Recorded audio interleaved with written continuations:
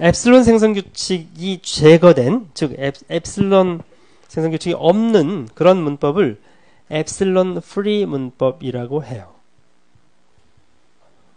그런데 예외는 하나 있다고 예전에도 얘기했었죠. 정규 문법 얘기할 때도 엡실론을 완벽하게 없앨 수는 없어요. 어떤 경우냐면 null string을 그 언어의 한 원소로 포함하고 있는 경우, 그런 경우에는 엡실론이 없을 수가 없잖아요, 문법에서.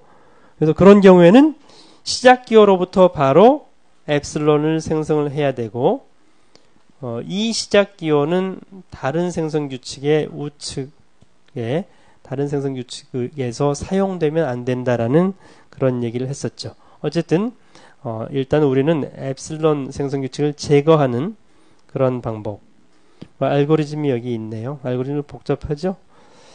연습을 통해서 해보면 되겠는데요.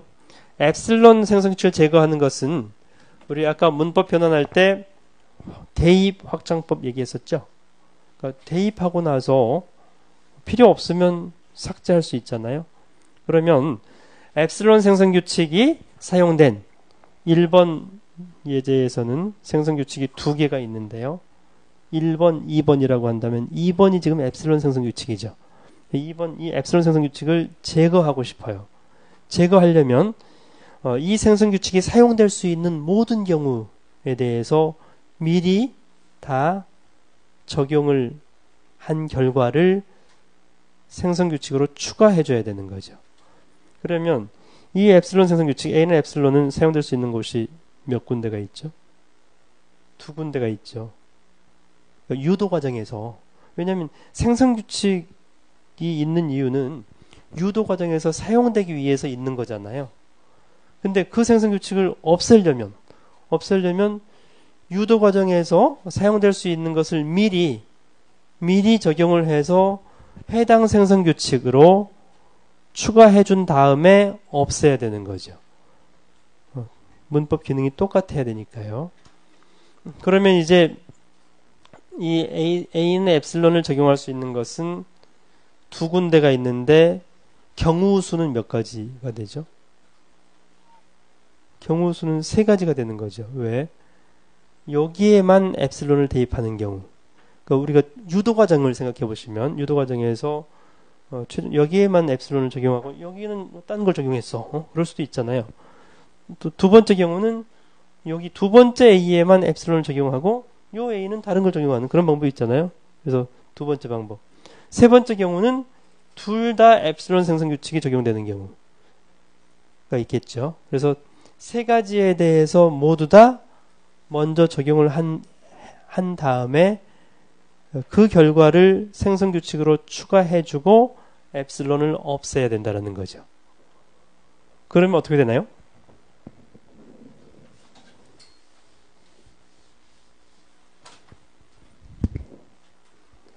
A는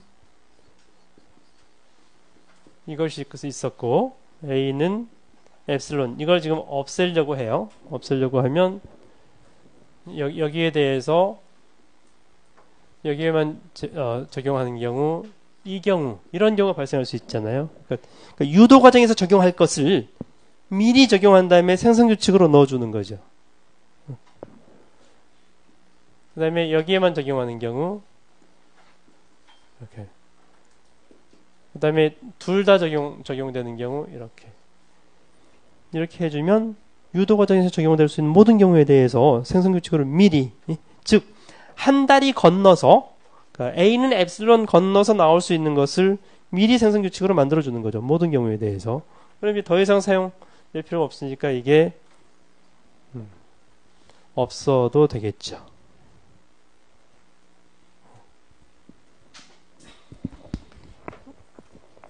그래서 이 2번째 경우에는 이것도 이제 S 생성 규칙인데 여기에 대해서 마찬가지네요.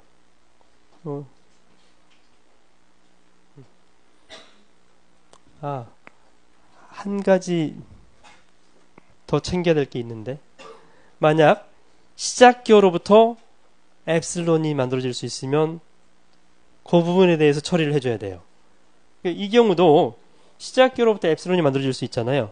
근데 지금 저렇게 해버리면 엡실론을 만들어낼 수가 없네요. 그럼 어떻게 해요? 그럼 저게 시작기호니까 여기에다 이렇게 다시 넣어줄까요? 이건 아니죠. 그렇게 할 거면은 말이 안 되지. 그런 경우에 새로운 시작기호를 만들어서 이게 A 또는 엡실론 이렇게 해줘야 돼요. 즉, 요 A는 엡실론을 바로 생성하는 것을 제외한 모든 경우에 대해서 다 처리를 했고,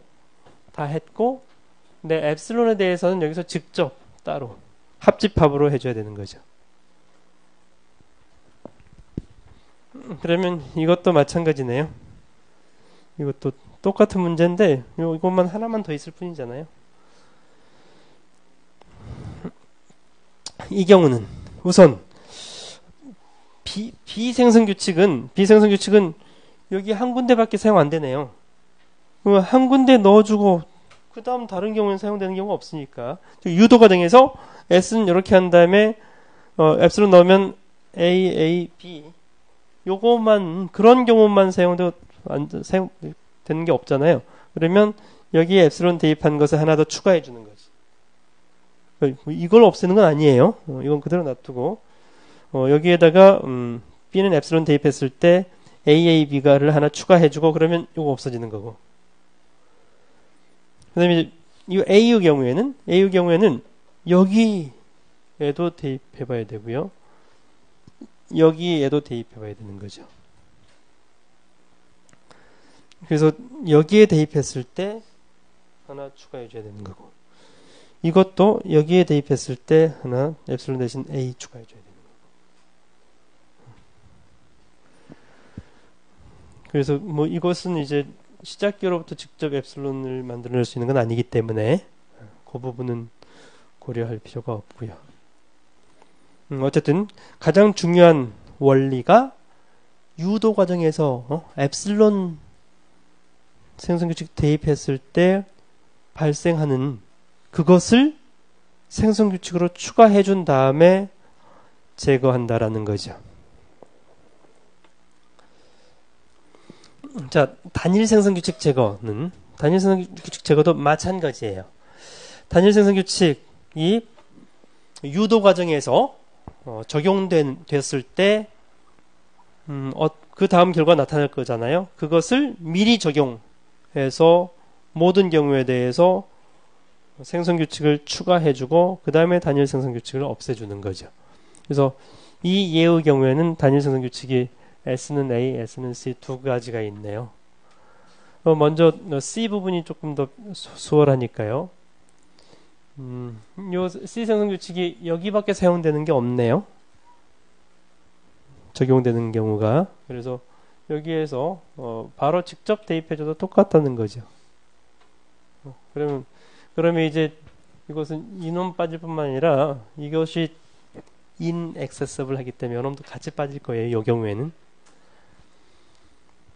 그 다음에 요 A 생성규칙에 적용할 수 있는 것은 이것을 그대로 한번 적용해주고 요것을 뺄 수 있을 텐데요. 그러면 요 A 위치에 BA가 오거나 C가 올 텐데 요 C는 다시 요 C로 바뀌겠죠.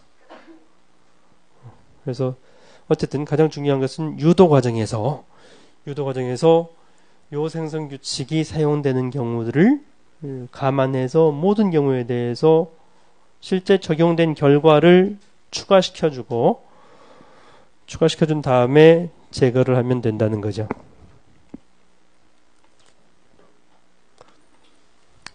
자, 지금까지 불필요한 생성규칙을 제거하는 non-terminating, non-terminal이 포함된 거, inaccessible symbol이 포함된 생성규칙 두 가지 불필요한 것을 제거했고요.